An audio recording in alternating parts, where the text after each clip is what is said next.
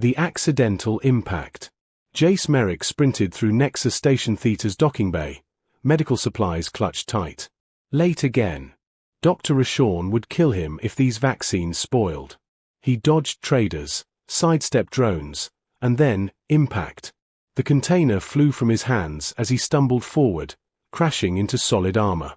Strong hands caught his shoulders, and Jace looked up into the most mesmerizing silver eyes he'd ever seen. The Sylvari warrior stared down at him, her luminescent skin glowing faintly under the bay lights. Her dark hair was woven with metallic threads, and the crimson stripe on her chest plate screamed elite military. "Watch where you're going, human." Her melodic voice carried steel beneath it. "I'm so sorry." Jace scrambled backward, nearly falling. "I didn't mean." Captain Sora Valen's expression flickered. The fury in her eyes softened for just a heartbeat, replaced by something that looked almost like curiosity. Then her warrior mask returned. "Your supplies," she said, gesturing to the floor. They knelt together, reaching for the same package. Their fingers brushed, and electricity shot through Jace's arm. Sora jerked back, her eyes widening before narrowing again. "I apologize, Captain," Jace stammered, gathering containers quickly. "I should have been more careful." "Yes, you should have." Despite her harsh tone, that softness lingered in her gaze. "The medical bay is 2 levels up. You're going the wrong way." Heat rushed to Jace's face. "Right. Thank you. Still learning the layout." Sora stood gracefully, studying him with an unreadable expression. "Be more careful, Jace Merrick." He blinked. "How did you know your badge?" Was that almost a smile? "And perhaps, I notice competent workers on this station." She turned and strode away, her crimson cape flowing behind her. Jace stared after her, heart pounding. "Do you know who that was?" His friend Kento appeared beside him, whistling. "Captain Sora Valen. Va hero." "She held off an entire battalion alone. And she just smiled at you." "She didn't smile," Jace protested weakly. "For a Sylvari warrior? That was practically a declaration of love." Jace shook his head and hurried toward the lift, trying to ignore how his fingers still tingled where they'd touched hers. Just an accident. A simple collision in a crowded bay. So why couldn't he forget the unexpected warmth in those silver eyes? Forbidden glances. 3 days later, Jace found himself in Engineering Bay 4, elbow deep in a malfunctioning power relay. Sparks flew as he carefully rerouted circuits, sweat dripping down his temple.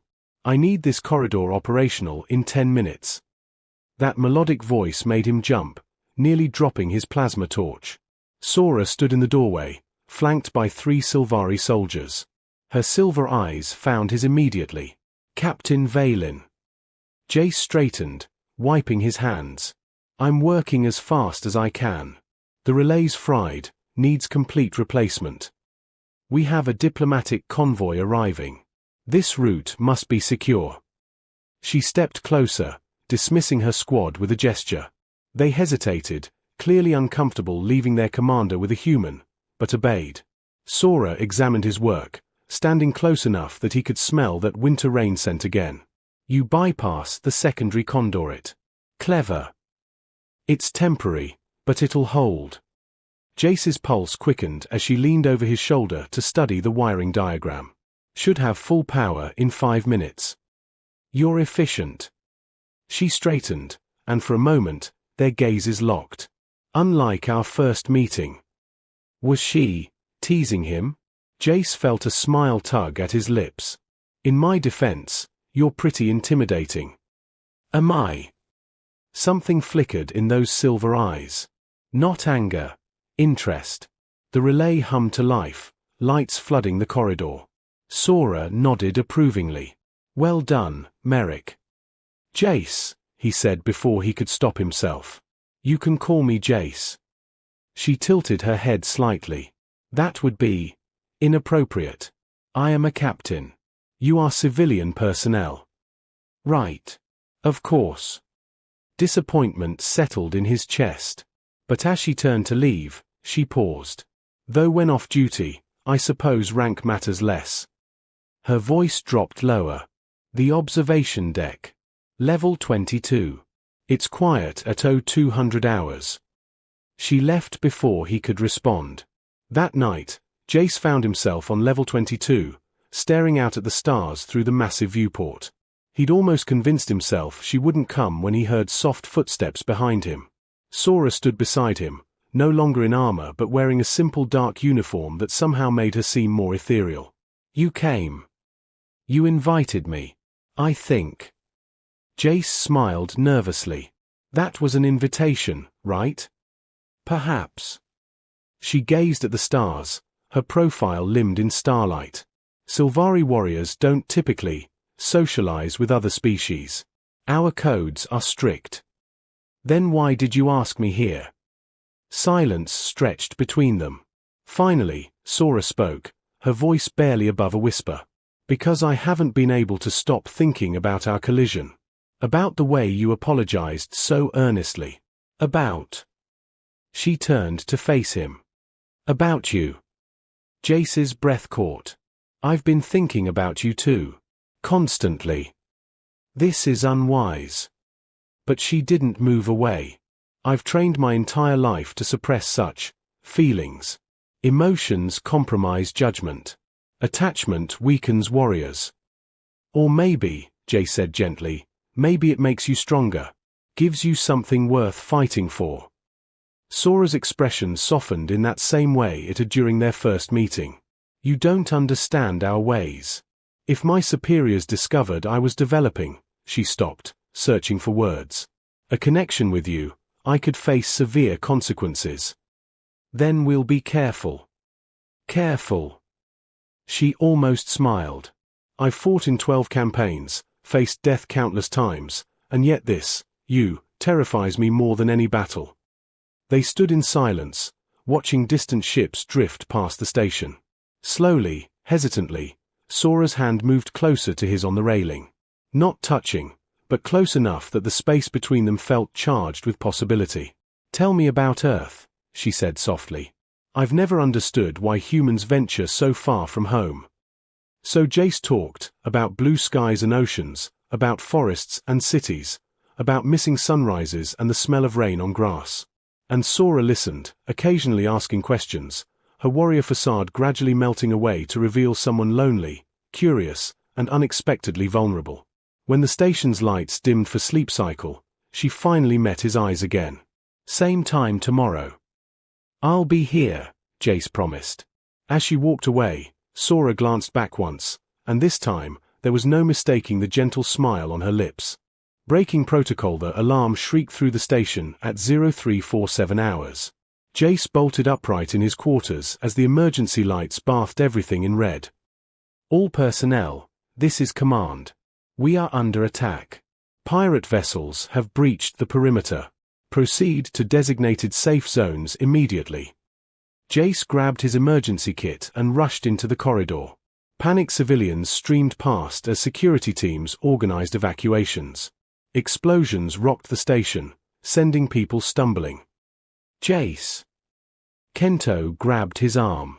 Medical bay needs help, powers failing and patients can't be moved. They sprinted toward the medical wing, but another explosion tore through the corridor ahead. The blast doors slammed shut, emergency protocols sealing the section. Damn it. Kento pounded the door. We're cut off. Come on, there's a maintenance route through. The floor shuddered violently. Metal groaned overhead, and suddenly the ceiling panel gave way. Jace shoved Kento backward as debris crashed down between them, sealing them on opposite sides. Jace. Are you okay? I'm fine. Get to medical, I'll find another way. But even as he said it, another section of ceiling collapsed, blocking his path forward. Emergency lighting flickered and died, plunging him into darkness. His wrist comm crackled. All units, pirates have boarded sections 7 through 12. Engage and contain. Jace activated his emergency torch, illuminating a narrow corridor filled with twisted metal and sparking wires. He was about to backtrack when he heard movement behind him. A figure emerged from the smoke, weapon raised. For a heart-stopping moment, Jace thought it was a pirate. Then he recognized the crimson cape. Sora. Jace. She lowered her plasma rifle, relief flashing across her face. What are you doing here? You should be in a safe zone. Got cut off trying to reach medical. You. My squad is securing the command deck. I was separated during, another explosion cut her off. The corridor shuddered, and more debris rained down, sealing both exits. They were trapped. Sora immediately assessed their situation, her warrior training taking over. The structural integrity is failing. We need to restore power to the emergency supports or this entire section will collapse. Jace scanned the damaged walls. There's a maintenance junction behind that panel. If I can reroute power from the auxiliary grid, show me. They worked side by side, Jace's technical knowledge complementing Sora's tactical efficiency. In the darkness, with danger pressing in around them, something shifted between them. Their movements became synchronized, anticipating each other's needs without words. Hand me the plasma cutter, Jace said, and Sora had it ready before he finished speaking. Hold this steady, she instructed, and his hands were already in position. 20 minutes later, they'd restored minimal power. The emergency supports hummed to life, stabilizing the corridor. Sora leaned against the wall, breathing heavily. In the dim light, she looked less like an untouchable warrior and more like a woman who'd been running on adrenaline and duty for too long. That was impressive, she said quietly. The way you worked. Most people panic in crisis situations. I had a good partner. Jace moved closer. We make a good team. We do. Her voice dropped to a whisper. Jace, I need to tell you something. These past 2 weeks, meeting you every night, it's been the happiest I've felt in years.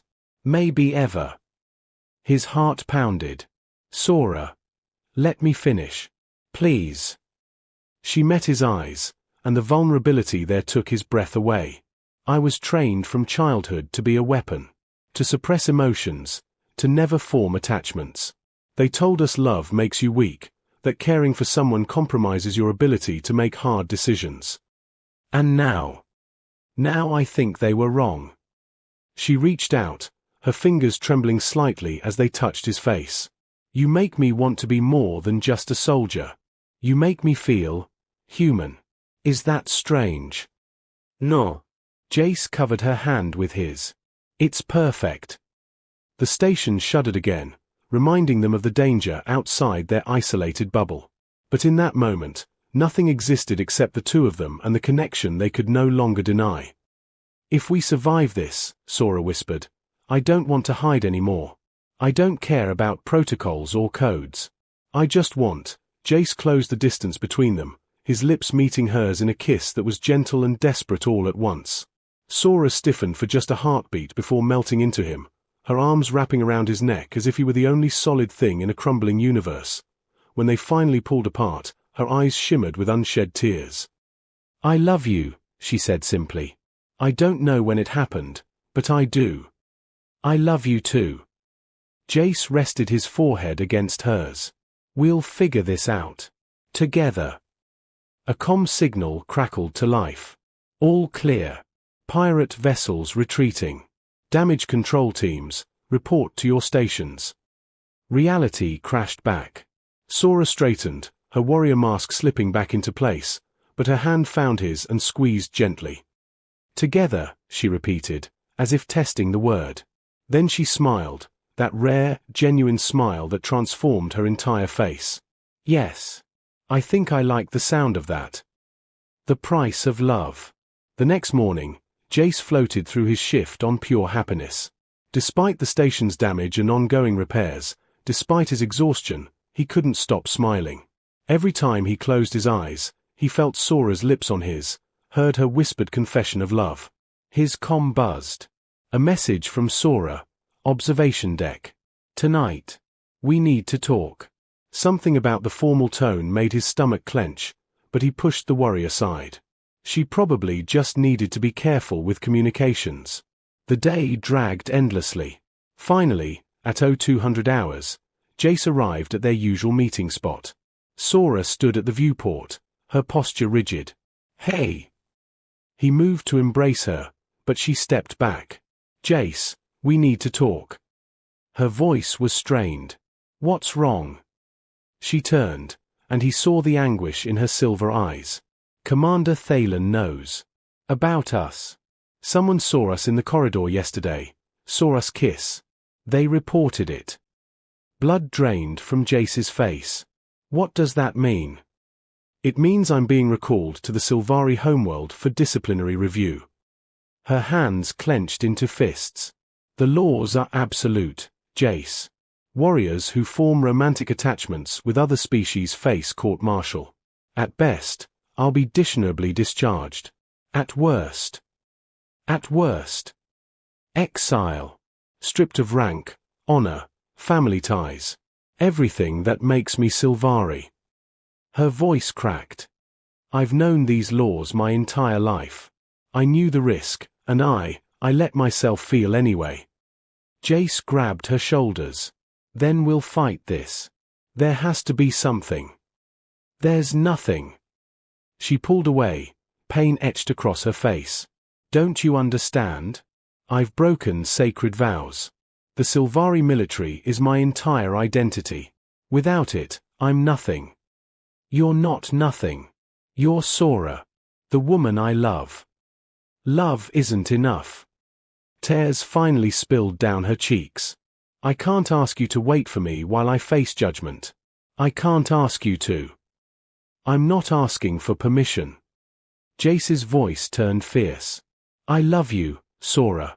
Whatever happens, we face it together. That's what partnership means. She stared at him, shocked by his intensity. You don't know what you're saying. If I'm exiled, I'll have nothing. No home, no purpose, no. You'll have me. He cupped her face gently. And maybe that's enough to build something new. Before she could respond, his comm buzzed urgently. Jace checked it, and his heart sank. No, this can't be. What is it? My contract. They're terminating it early, reassigning me to Outpost Kepler. It's on the edge of charted space, 3 months' travel from here. His hands shook. They're sending me away in 48 hours. Sora's composure finally shattered.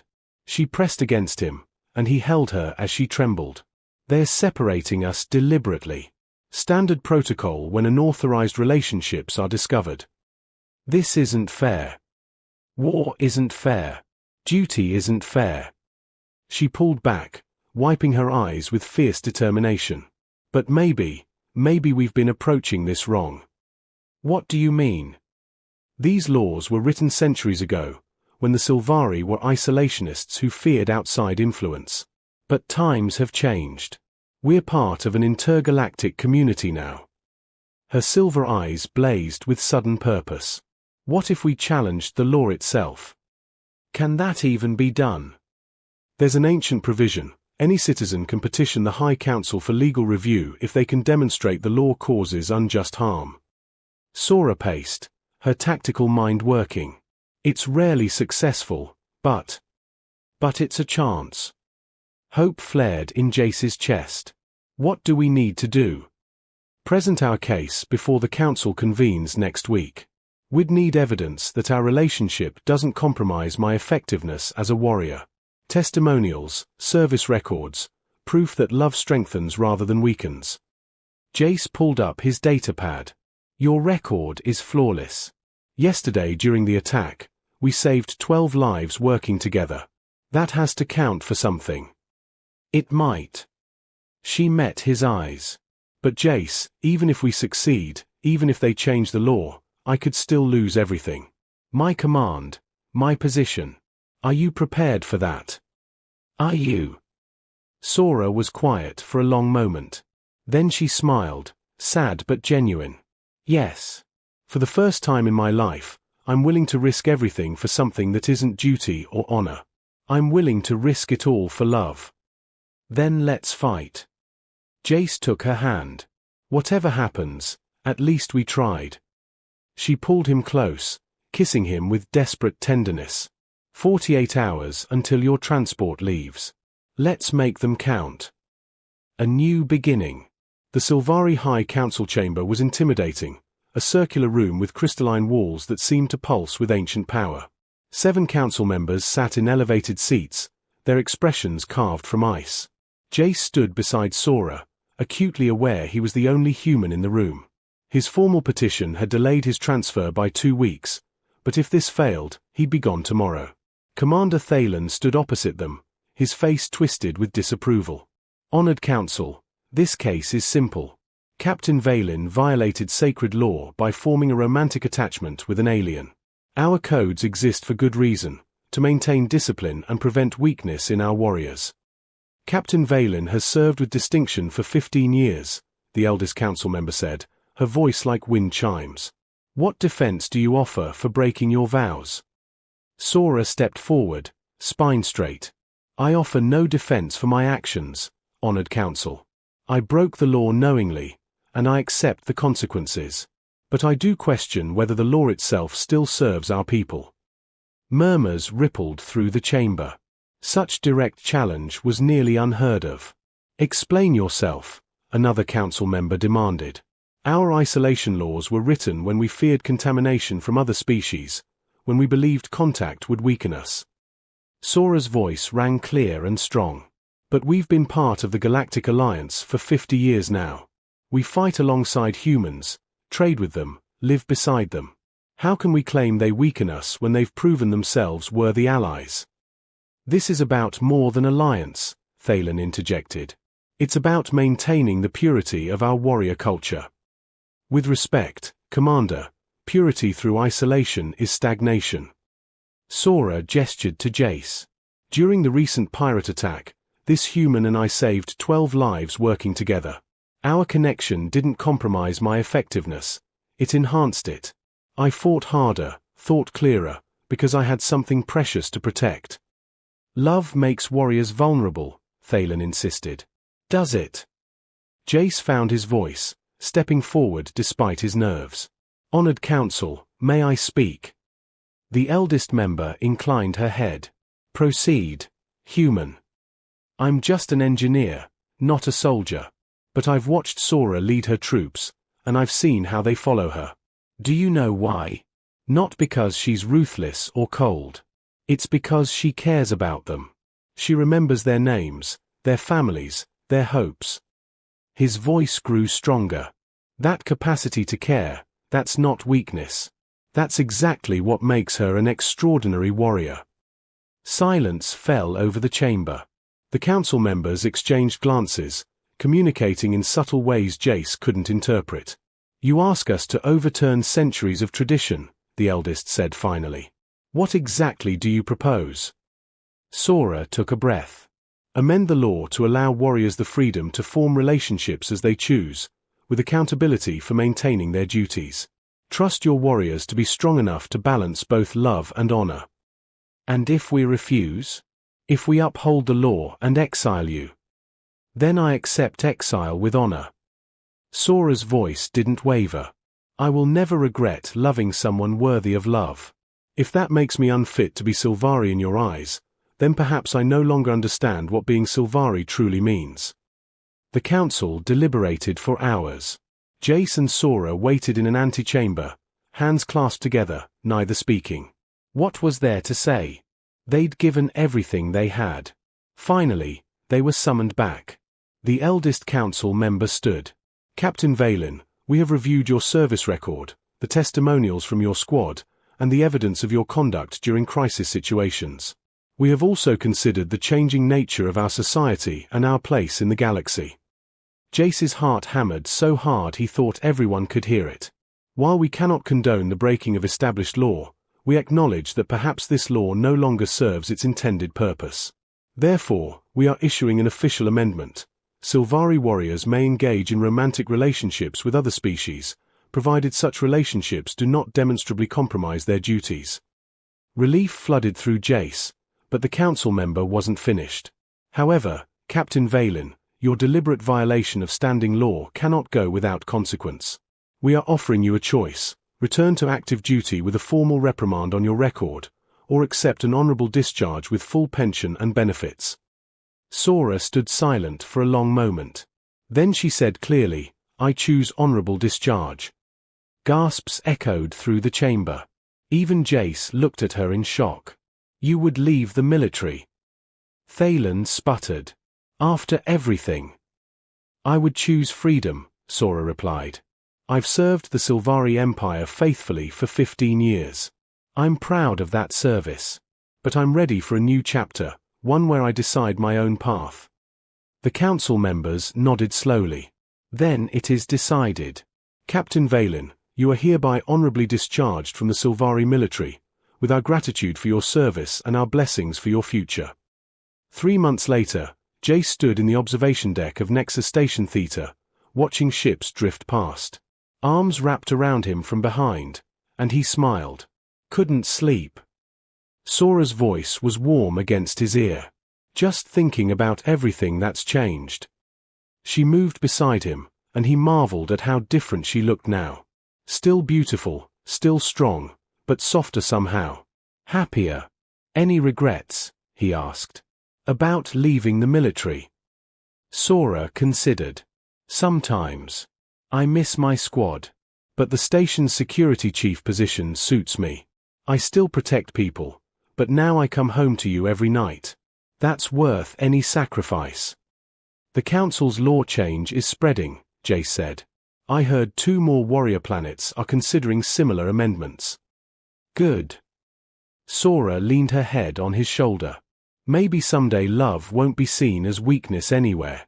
Maybe someday we'll just be normal." Jace laughed. "There's nothing normal about us. A human engineer and a legendary warrior who collided in a docking bay and accidentally fell in love. The best accident of my life." She turned to kiss him softly. "Though I still maintain you should watch where you're going." "And I maintain it was destiny." "Destiny." Sora smiled that smile he loved, the one reserved only for him. "Perhaps you're right. After all, how else could something so improbable turn out so perfect?" They stood together, watching the stars, 2 souls who'd found each other against impossible odds. The collision that changed everything had become the beginning of everything. And in the vast, endless cosmos, that felt exactly right. The end.